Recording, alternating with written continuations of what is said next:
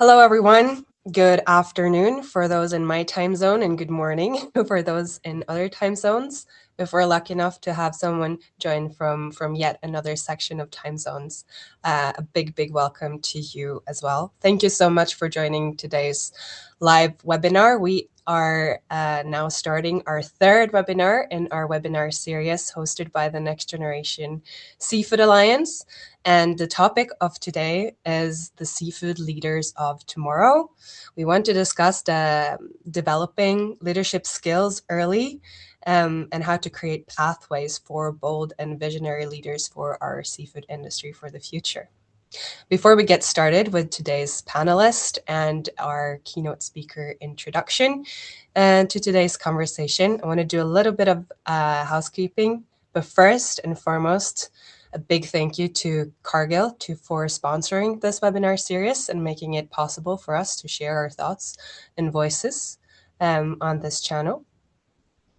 My name is Janicke Eckhoff. I am the Deputy Chair of YoungFish, and I'm the current Chair of the Next Generation Seafood Alliance, and I'll be your host and the moderator of this session today. A little bit of housekeeping. I'd like to take a moment to make sure that you're aware that this webinar is being recorded while being live. And if there is any reason that you need to leave or something comes up, you can always check back in with the recording, as everybody who has signed up to this webinar will be sent the recording afterwards. The setting for this is also in a listening mode, so cameras and microphones are turned off for all audience members. However, you can interact with us through the chat and through the Q&A function. You'll see that at the bottom of your screen. And here you can ask questions as well as have discussions along our talk here on the screen.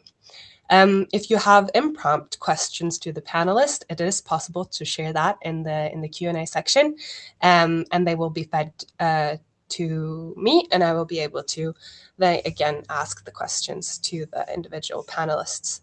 So we hope that you will be able to use this function.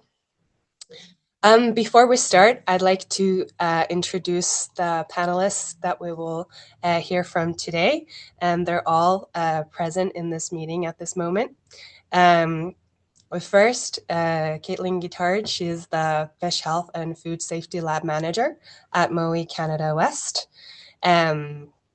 And she is ensuring fish health from egg to plant, supporting food safety at processing facilities in Port Hardy and Kitasoo in British Columbia. She's also the co-director of Young Salmon Farmers of British Columbia, an organization that is a member of the Next Generation Seafood Alliance, and she serves as the vice president of the BC Young Farmers Committee, advocating for next generation of aquaculture professionals there. So a very interesting background for her. Our keynote speaker today, and a great get for us who know the Norwegian seafood sector, is Christian Chramer. He is the CEO of the Norwegian Seafood Council, where he leads the global promotion of Norwegian seafood abroad. He brings extensive leadership experience, both from the NHO, which is the industry interest organization here in Norway, and he is also has a background from military and is deeply versed in security questions. He does combine a strong background in business, communication, and public affairs, and has a strong commitment to connecting industry, security, and academia. Then we have Linn Theres Nekkøy, who is the CEO of Aksello, and a board member of Sogn og Fjordane Energi.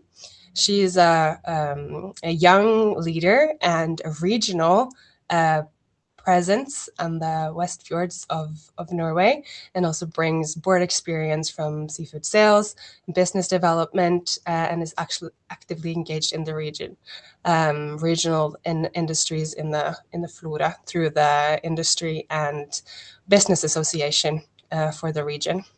And she also has some concrete education that we will hear a little bit more about in our panel. And then last but absolutely not least is Sarah Robinson, the CEO of Kitasoo Economic Development Corporation. He's leading a community-owned venture that aligns economic growth with culture and environmental values. And he is a champion of sustainable aquaculture and partnerships that respects both Indigenous sovereignty while supporting long-term prosperity and stewardship of the British Columbian coastal economy, which has been under quite a lot of pressure in the last period. So very much looking forward to hearing his experiences, his contribution into this talk. So now we will have a quick video from our sponsor, and then we will hear from Christian, but I'll speak to you after the video as well. Cargill Branded Feed is proud to sponsor this series of webinars. Our foundational protein for premium salmon diets, Imperial 75, is a highly digestible, high-protein concentrate delivering performance without compromise. That innovation has since evolved into a global solution for other marine diets. Motive, developed exclusively for shrimp, is a functional macro ingredient that helps stabilize gut pH to promote growth and support disease resistance. Learn more at cargillbrandedfeed.com. Thank you again to Cargill for sponsoring this webinar. And without any further ado, I'll pass it over to Christian.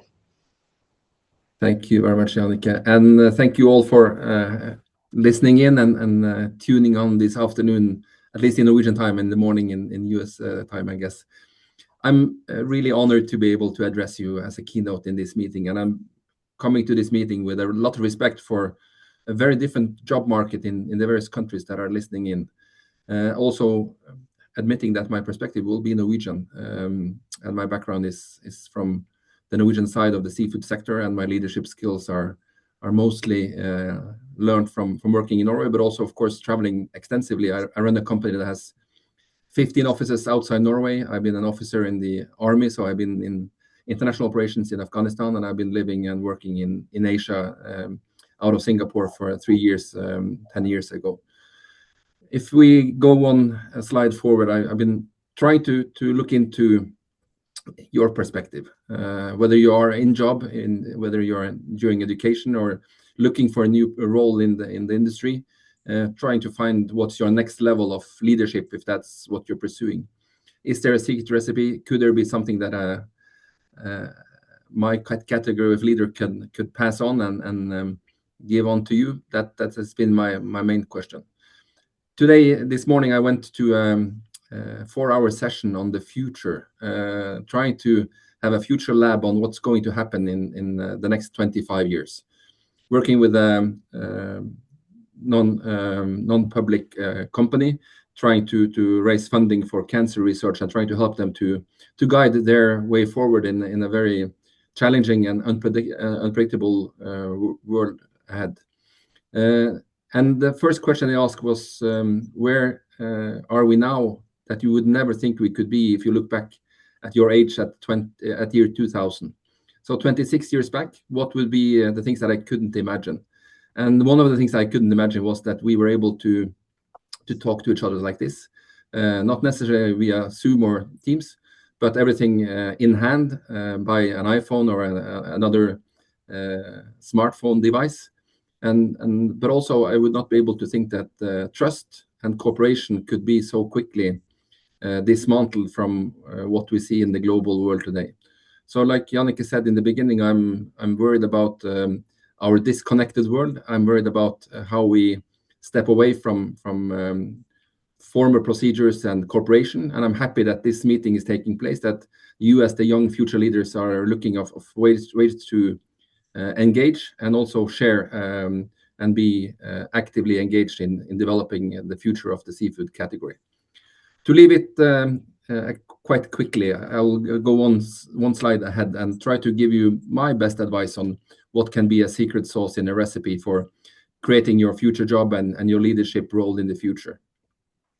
I think my best first point would always be to make sure to do the job, not necessarily look for the next job or the job that you are looking for. I think the most important thing for any talented young professional is to always give your best in the role that you have. Be patient. Think that the best possible outcome of your input can come from the job that you have, and don't be looking over the horizon for the next job constantly. I think that being engaged, being involved, and also making sure that you do the best possible job in the current position would lead to the future job that you are looking for. I have tried in my career to be a consistent mentor, both for younger talented people, but also others that would like to seek advice. And I think that it's a good way of working to build your skills, to have a permanent partner to talk to. A mentor, he or she, could be your guide in asking the right questions, finding the right networks, looking at who you are and what you want to be, and how you can develop. I think the only times that I have turned down a request for being a mentor is when I've asked the adaptee what I can contribute to, and what would be the exchange rate between us when it comes to what I can learn from the candidate or from the mentee. I think that's very sound to go into that kind of dialogue, to have an open mind that it has to be a give and take.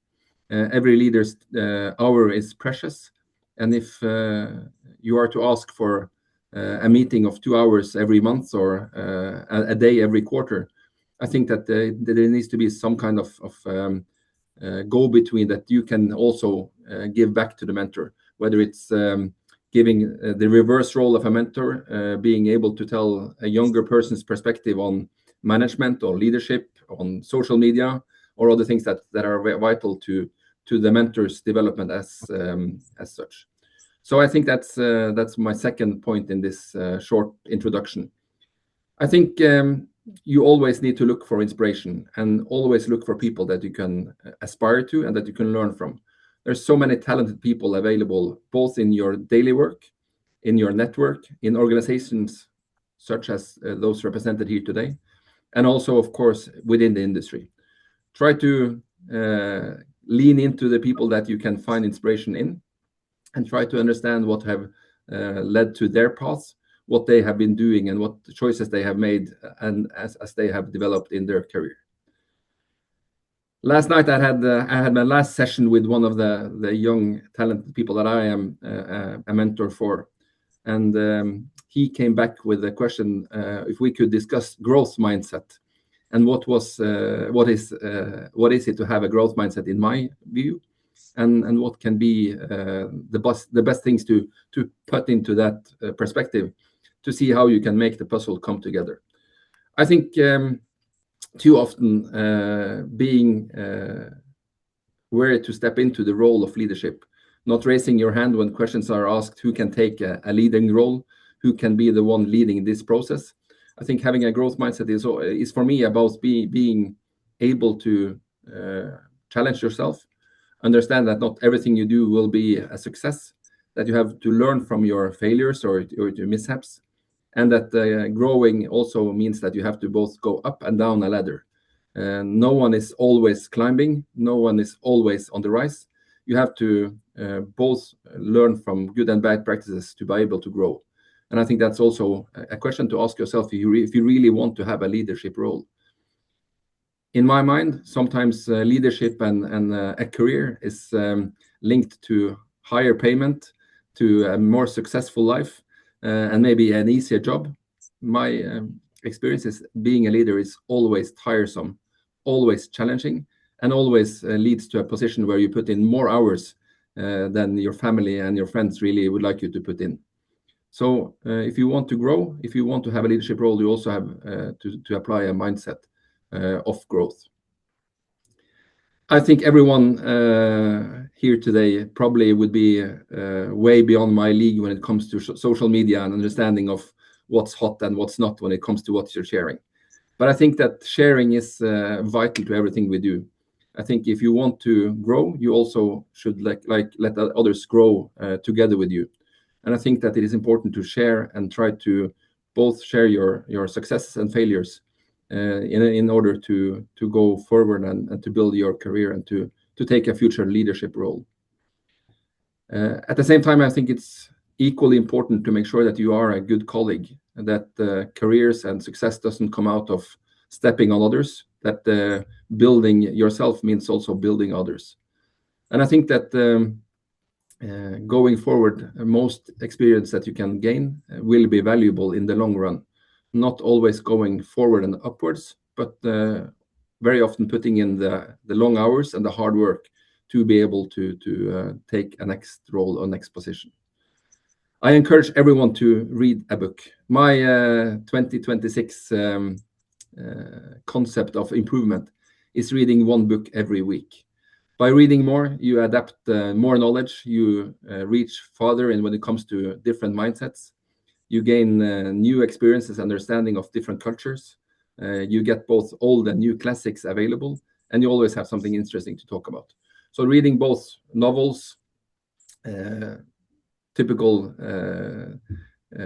books that would apply to your job, but also searching for new things that can inspire you and lead you on. And I think everyone needs to read more books. I think that's vital, not only to use your screens and take on everything from Netflix. I encourage everyone to travel, everyone to go international, seek a role that are outside your everyday upbringing, and be interested in looking for jobs outside your home country if you can. I think that this seafood, this industry has so much to offer, and I think that so many companies would like to hire people that have more extensive experience from not only your own country or your own market, but can apply different solutions from different experiences internationally.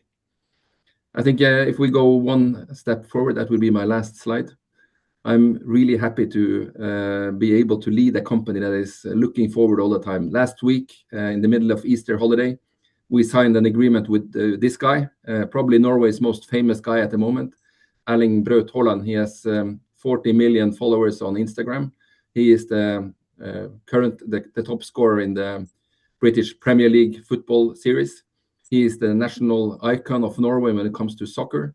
And he will, of course, be the poster boy, not only in the upcoming World Cup in the US, but also in the next European Championship in England. And he has signed another 2.5-year deal with the Seafood Council that I'm leading, and with Norwegian Seafood. And we use him extensively from Brazil in the west to Japan in the east.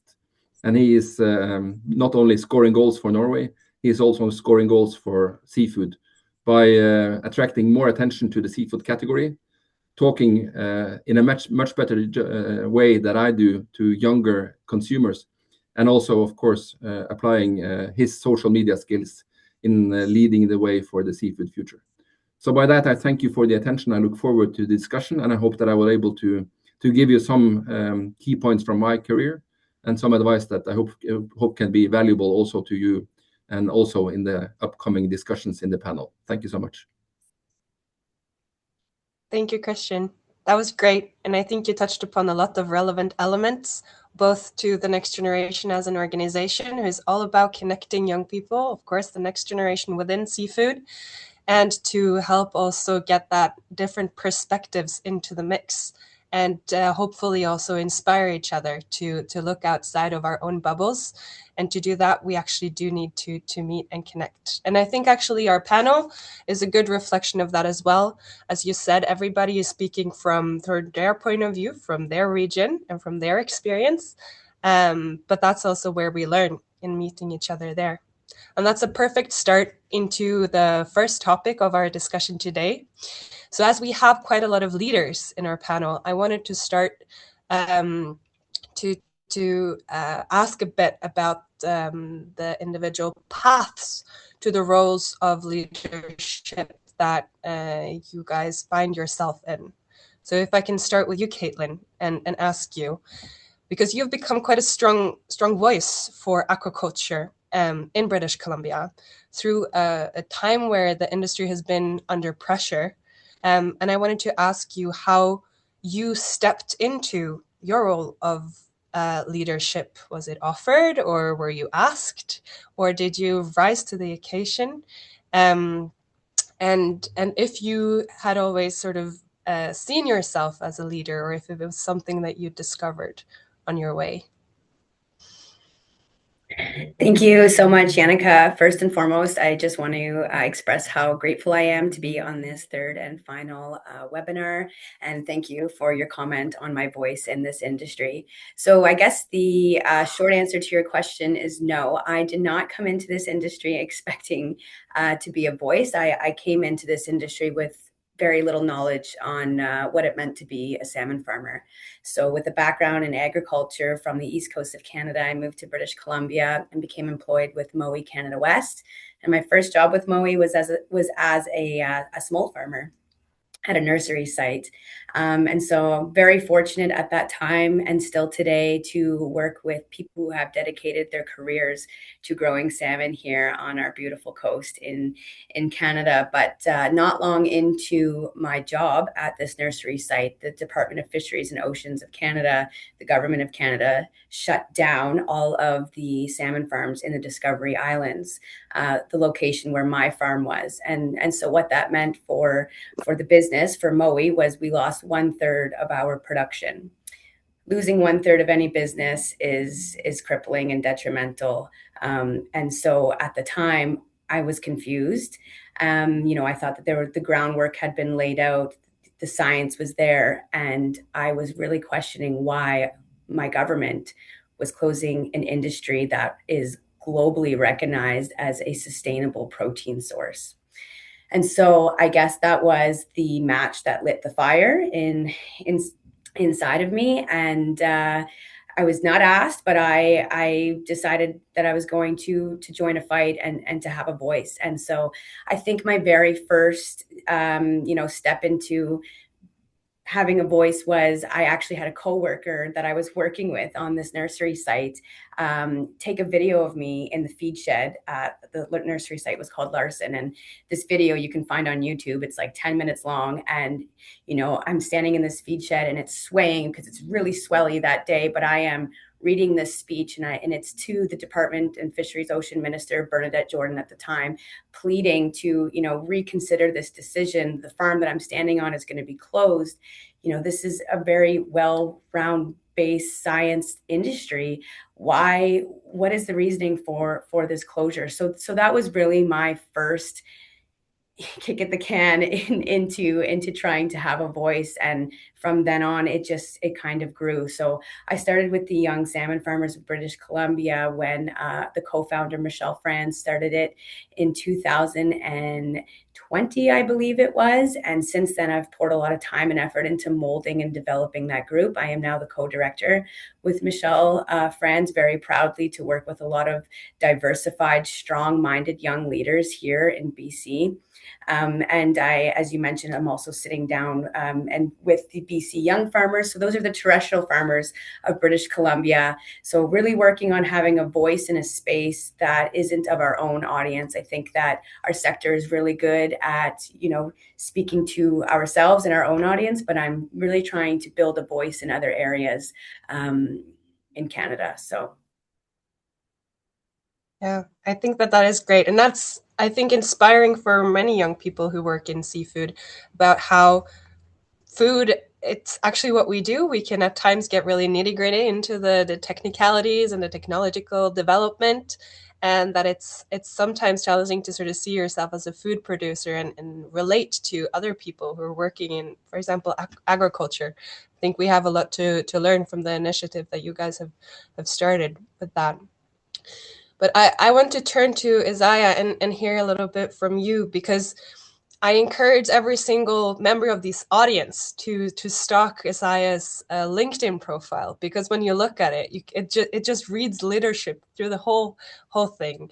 So you're a leader of your business, of course, but then also a community leader, which is extremely, holds sort of different needs, and you need different qualities to hold that position. And then you're also quite newly a leader of an alliance of interest as well for the industry. And I wanted to ask you, when you look back on your path to having all of these leadership positions, if there were some key moments or choices that sort of shaped your path into the leadership roles that you hold today. Thanks, Janicke. Yeah, I would just say I really agree with what Christian mentioned at the very beginning around mentorship, and I take a lot of the stuff my former mentor in a previous business I worked in, who really helped uh, push me to become management material in that sense, and it's just really continued to grow from there, from just a simple manager to now representing my community and over 17 communities that are supporting the overall aquaculture industry within British Columbia. So over time and dedication and sacrifice, like Christian is also mentioned, when it comes to taking things on, that's what it comes down to. You gotta it's all about sacrifice when it comes to leadership also. That's genuinely it in the end. So my wife is still trying to understand that piece, I would say, but it's paid off, and we continue to like you've mentioned, it's not an easy time when you're talking about aquaculture. It's not just BC that's struggling. This government decision will cause problems for overall Canada when it comes to aquaculture. So it's a critical point right now. I'm in Montreal, and I'm seeing several ministers this morning, and the work continues on to continue pushing for realistic transition for our partners. Because, like you mentioned, I am an elected member of my community. And that's where I was first before I became a CEO. And so I understand the groundwork my former leaders have been able to develop and to work with and hold our business partners accountable, but also push the government to fully understand what is required to have a 99% employment rate. If you were to look at any past stories that I've said, we came from 5% employment rate and have now come to a 99% employment rate, which, if you know First Nations communities within British Columbia, is abnormal, especially on the Central Coast where we're so remote. So we're really proud of the work we've done. I've been able to everything piles up. All this experience, like Christian is saying, also, it just really resonates with me in regards to as long as you continue working and exploring and trying to build your network out, it adds up, and you're able to have a good foundation for your future. So thank you. It's very interesting to hear you talk, and I can also see how this big challenge that the whole coast has gone through with this political situation has also created, an occasion to rise to. So good on you both for having taken that challenge and actually followed the advice that Christian is sharing, and done it. And I think it leads into next thing that I wanted to touch upon, and that is the skills that are needed. I understand that sometimes, the requirements are there, and you just have to step up, and it's a call. But to be able to come into that role as well, there we all would like to be prepared or feel a bit prepared.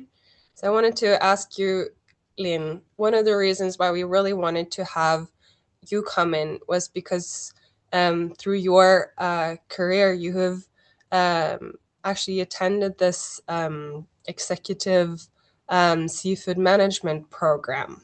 And I wanted to ask if you could talk a little bit about where you were in your career, where you decided to go and seek out some more education, and what motivated you to apply to get that, and how you also made the case to your employer to invest in you and both let you do it, but also then pay for the course, and how seeking leadership education helped you, has helped you into your current leadership roles. Thank you so much, Janicke, and thank you all for having me. I'm very honored to be here today. and speak about. I don't know anything more interesting to talk about than seafood and leadership. So this is right up my alley. To say something about why I chose the NHH Executive Seafood Management Program. I can tell you a little bit about my background, because you said that Xai'xais' background from LinkedIn said leadership all the way. For mine, it absolutely was not like that. I have always been a working bee, and hustling seafood from when I was a small child to when I was done in high school. I went fishing on the fishing boats. So all my degrees is something completely different and has been taken next to work. And that was also the reason when I saw this one that my first thoughts was that this is possible to combine with work, and also to connect those fields of competence that NHH program offered, and connect it to an industry that I know and am passionate about, which also helps the learning, to have those a good place to connect the learning to. And that was like the first thought. However, my biggest output was the international network, the community that we as a class was able to create, and to look around in the room and to actually see that we were able to make change. And today I have friends that I know that I will have for a long time, and I've learned so much from my fellow students, and that was really good. So you got that community and those things that I never got as a student before. So that was a really, really nice experience, and very the knowledge that I got from the program is something that I use in my job every day.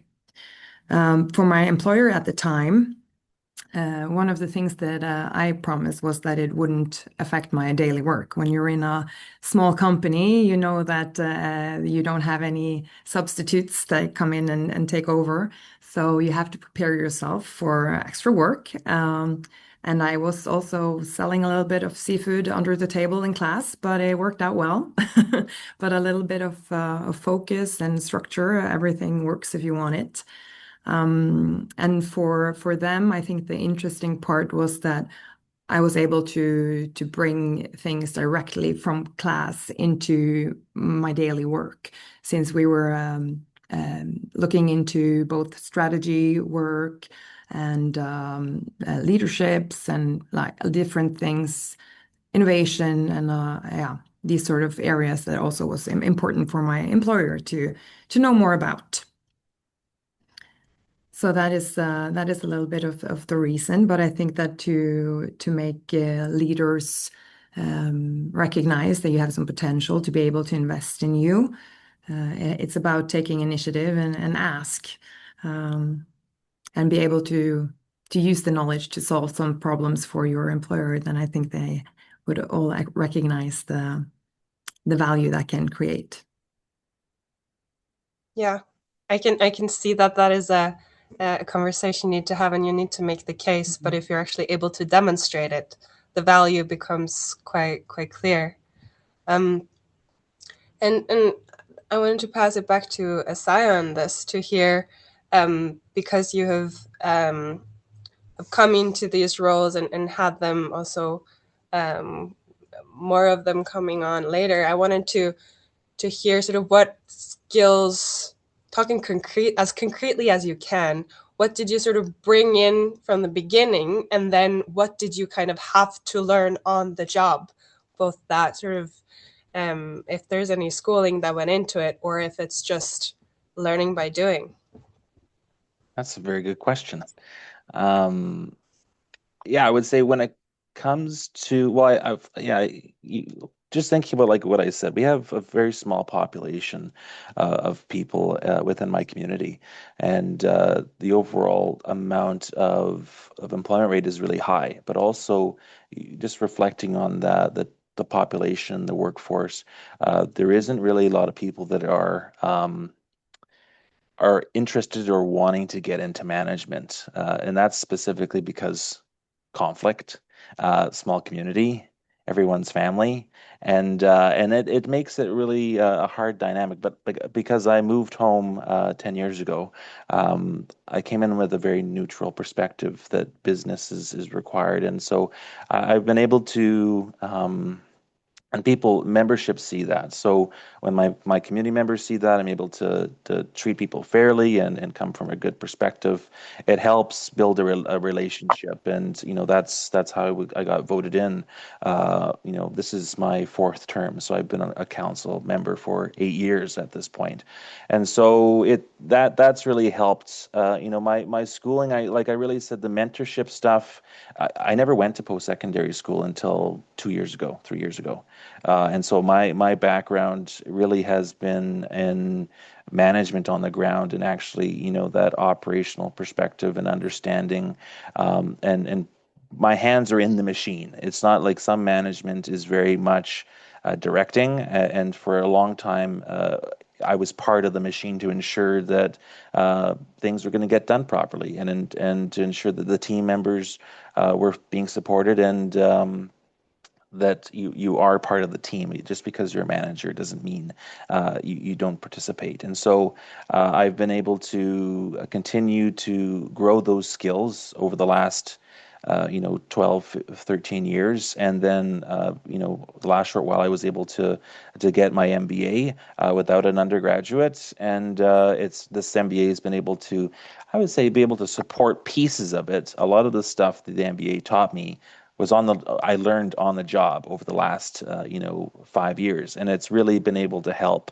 the business itself get to a new level in regards to not just the business but also the community, because I run the community also. So it's been able to bring new perspectives and new understandings, and it's been able to help, I would say, quite drastically.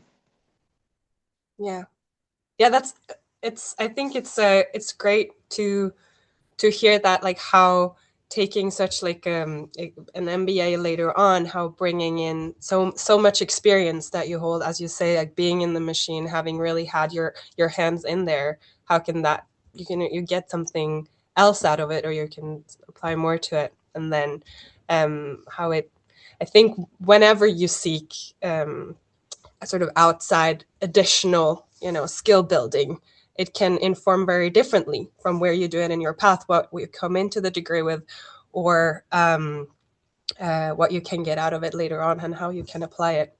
I'm interested, Christian, hearing both how Linn approached and when her sort of schooling came into her career, and Xai'xais here, who has had a very hands-on and in-depth skill building process.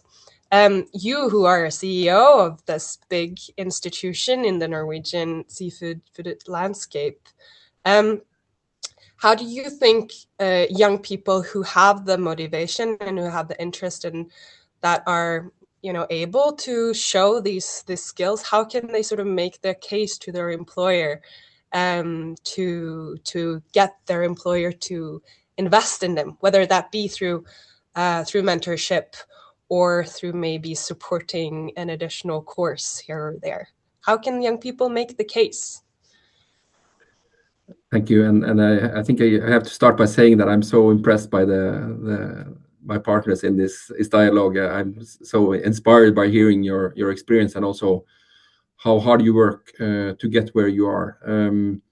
I think it's already in many ways also been answered ahead of me on this question. I think that Linn's experience of finding a way of telling her employer that she would put in the extra hours, tell the employer that you would like to do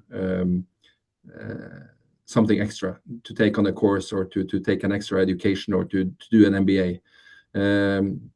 Managers don't always know what your intentions are, how hard you would like to work, what are your next level aspiration, and so on. So I think that you need to voice it, and you need to have an idea of why and how and when, and of course what will be coming back to the employer side and to the company. And if it's very costly, is it a shared cost? Is it something that you like to add on to saying I will do this, and then I will understand that it has to come with limitations later on when it comes to pay raise or something? always try to find ways of getting to yes, and not sell yourself out, but be able to find a business proposal like you would do with everything in business. Do it the same way as you do with your education or your next career course.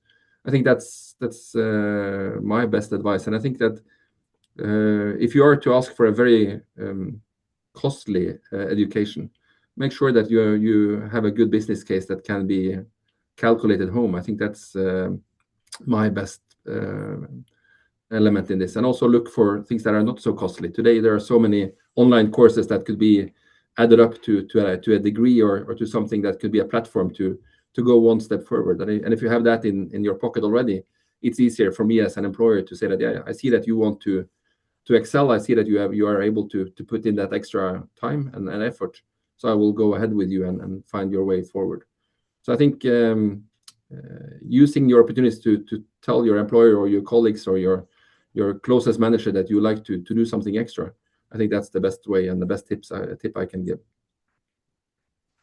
I think that's great advice. I also love advice that's do your homework and put together a good business case. That's usually also there's some learning in that for a young leader as well. And I think making the case is often a big part of the exercise. So I think that's great advice. So we're moving into the final part of our panel, because later on we will open up to the audience and hopefully get some questions from you guys.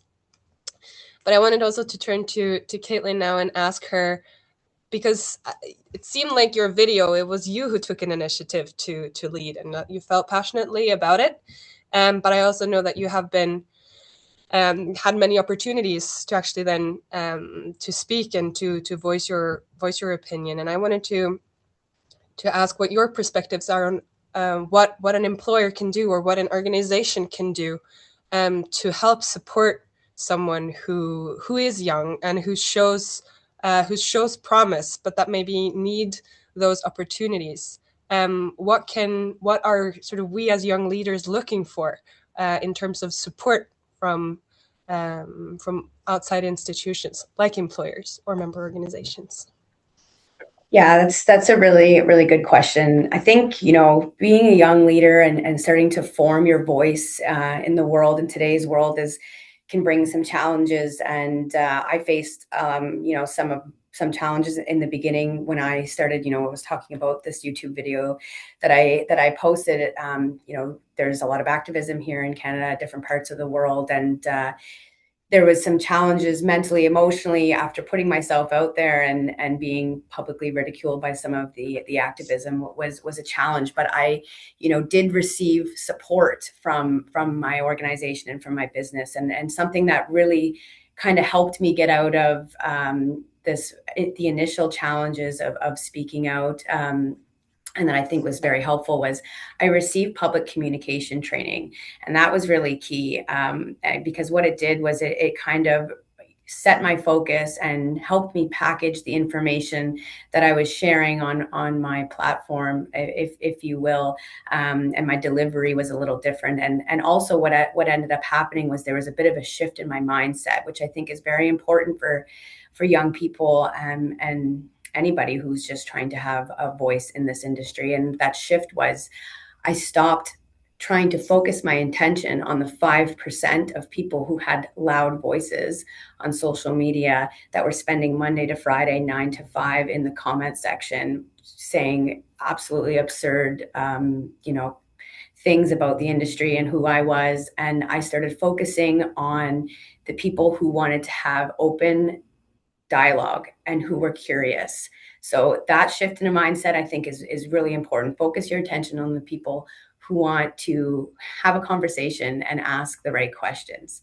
Other things that was really important that I think organizations and employers can take away was I've had opportunities to join in-person conferences, to join workshops that are related to hot topic items within the fish health and food safety world.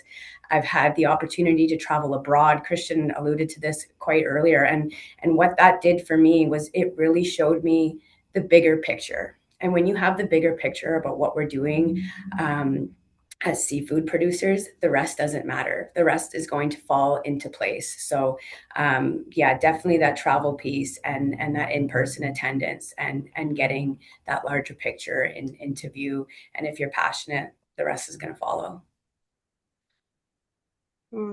That's great. I have had so very much the same experience as you, Kaitlin, in that regard. I've been very fortunate in getting opportunities to zoom out, you know, my perspective.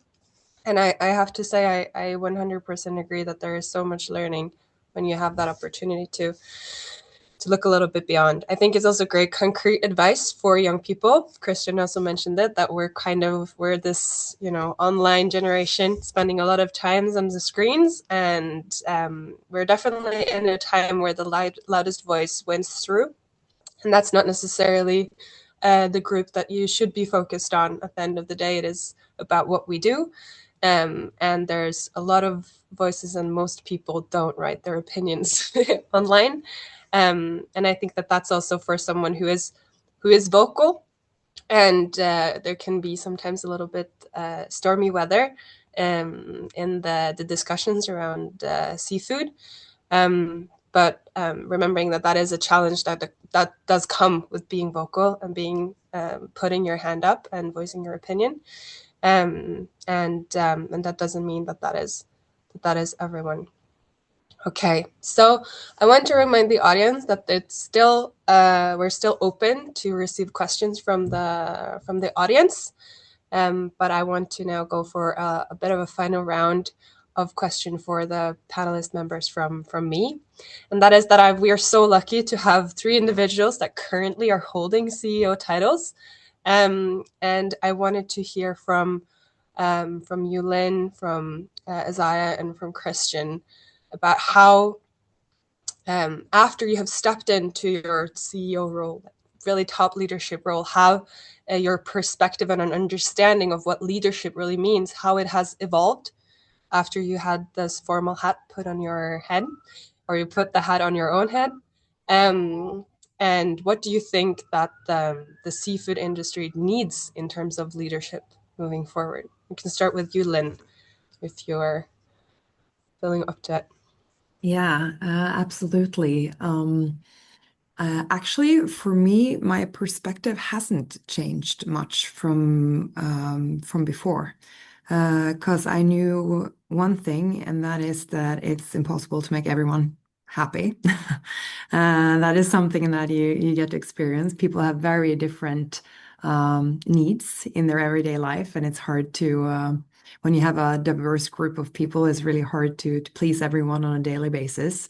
So that is not something to try to achieve. But of course, I always try in my leadership to lead with example, and to listen to what my employees needs, and also to never stagnate.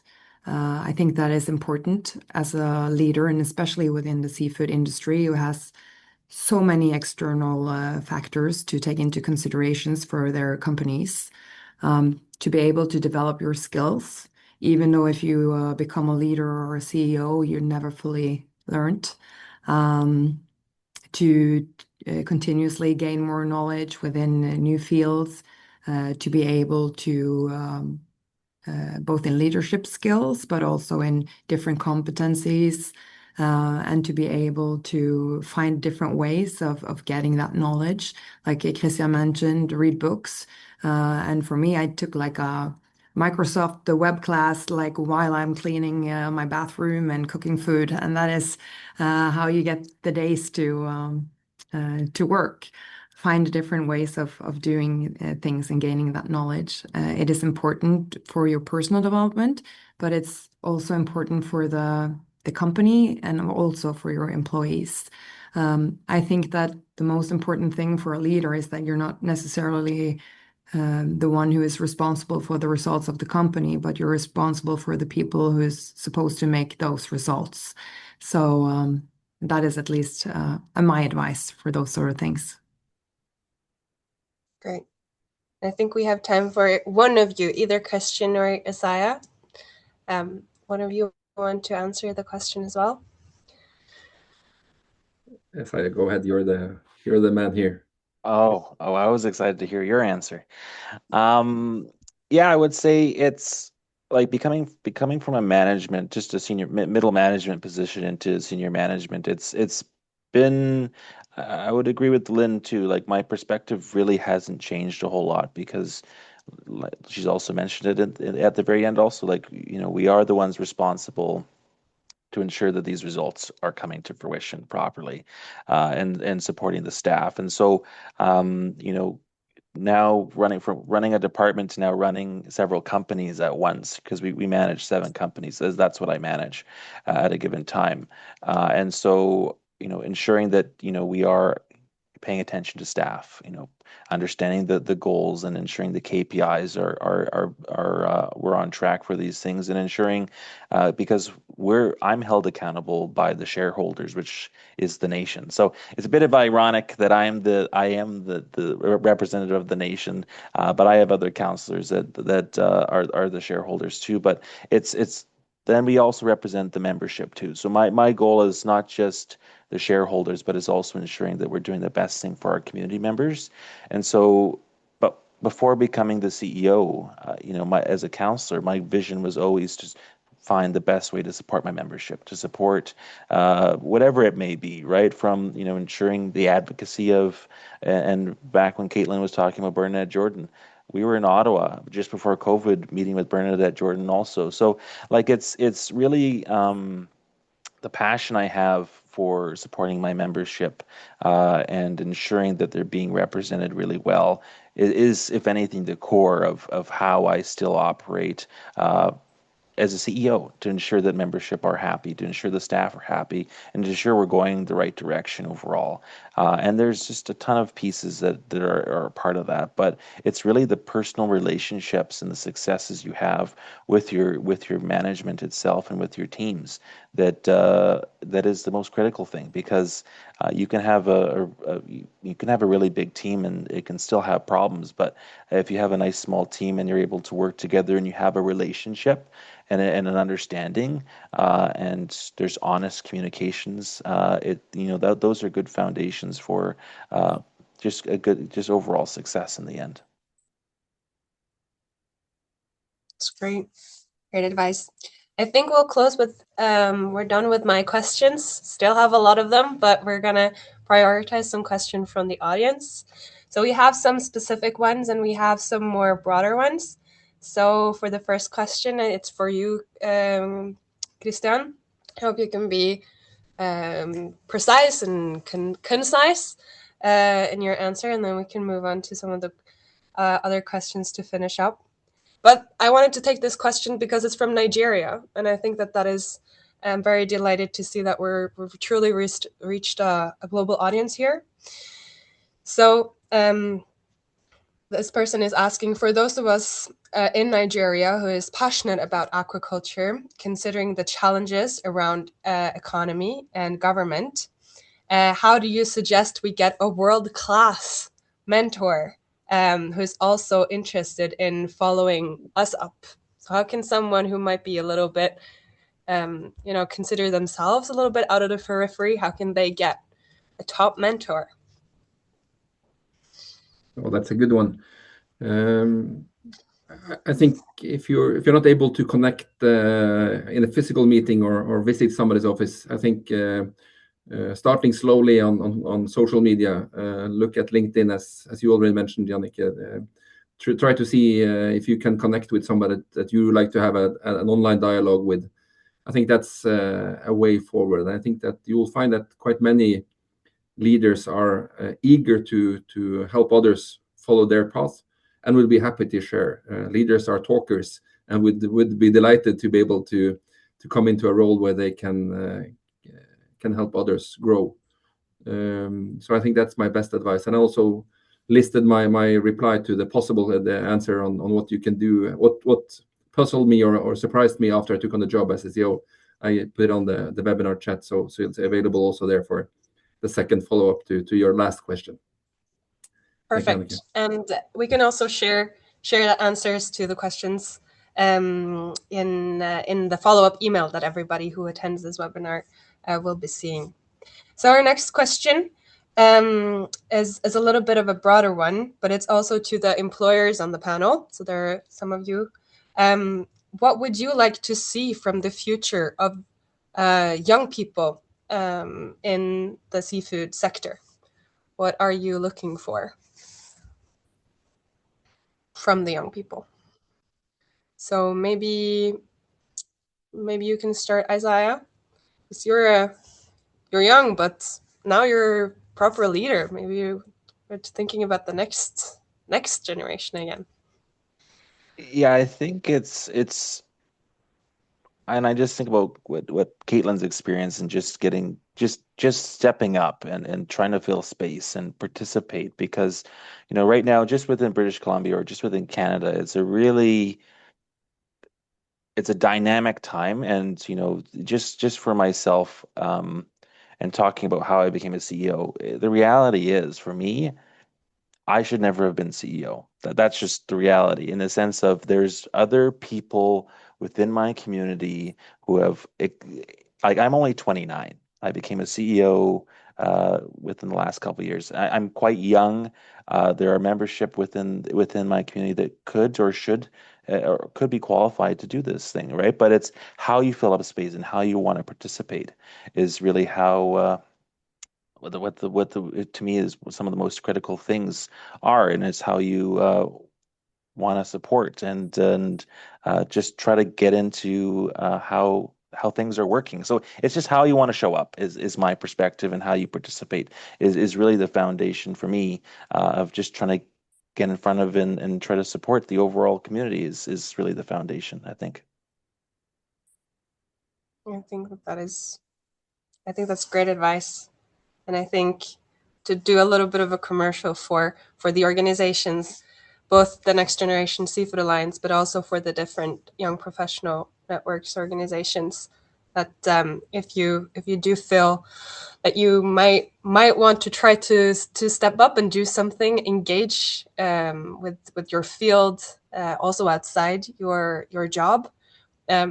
These networks are an opportunity to do that, but also to try to test out and to build some core skills and strengths within an arena that is very open and accommodating to young people who might have ambition, but that needs experience within some safe boundaries. And I hope that we can help give some young inspired people some of the experience they need to try to emulate what for example, Xai'xais has been able to do. Okay, I think 2 minutes left. Final question for Kaitlin before we round this up. So please try to be brief.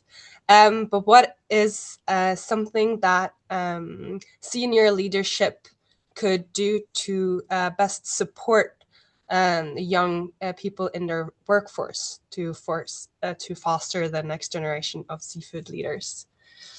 An excellent question. So Christian alluded to this as well earlier. So senior leadership, they are our mentors, and mentors are so important, I think, in any position or industry, but specifically important in this industry. Our senior leadership are hard hitters, and mentors have the opportunity to, I guess, collapse time. They can tell you to turn right instead of left because they've been down this path before, and that can help you, not waste time and maybe not make as many mistakes. But I think senior leaders should also give the reins in some situations to the young leaders. I've been very fortunate. My director gives me opportunities to sit into meetings, and she gives me space to maybe make some mistakes on my own. But I think overall that has built me a very strong foundation and provided me my own voice. But also sitting in meetings with my senior leaders and my directors, I'm able to kind of see how they handle situations, how they carry themselves. So being a part of the conversation, being in the meetings, giving them, the benefit of the doubt, and really believing in them as a mentor, I think is for any industry, not just the seafood industry, is very valuable.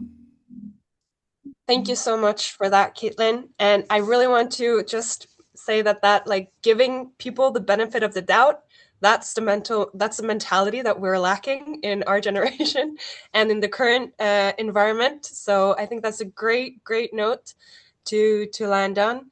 I want to give a big thank you to all the panelists who have contributed today. It's been a great conversation. Thank you so much to Cargill for sponsoring this webinar and making it all possible. And thank you to Aquaculture North America to be able to host this webinar as well. It's been a real pleasure being with all of you today, and you will all receive a follow-up email with the recording, as well as some information and some of the answers to the questions. Thank you all so much.